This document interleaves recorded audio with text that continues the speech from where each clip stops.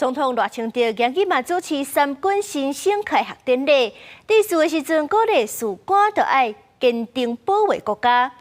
另外，根据英国的《金融时报》报道，美军的海豹部队是当咧秘密训练，若是中国来拍台湾，美军就会出手相助。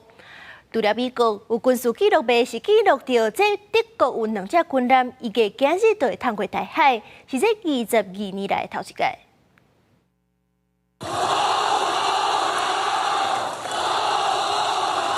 日前，甲三军士官新生握手，高斗阵翕相。总统赖清德13到高雄海军官校第一摆主持三军士官新生列下开学典礼。赖清德特别勉励新生，继续精进各项技能，完成部队交会任务，也注意健康甲安全。佮强调中共这几年对台湾一直文攻武吓，要求新生爱发挥合作的力量，保家卫国。大家要全力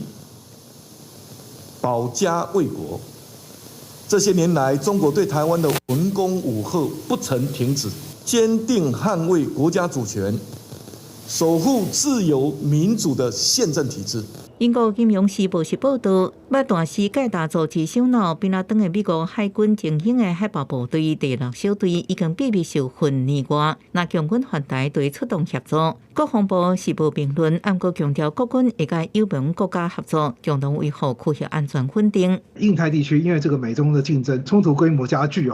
那所以他这个特战单位呢，可能就要考虑他这个可能要必须转换这样的场景，可能他们在这个重新在做这个发展跟相关的训练。大海局势牵动世界和平，军事分转记录13透早德国海军巡航舰巴登福腾堡号甲波吉兰法兰克福号出现伫中国温州外海，由北向南驶，预期会伫即时通过台海。会时隔12年，德国军舰搁一摆通过台海，引起关注。记者综合报道。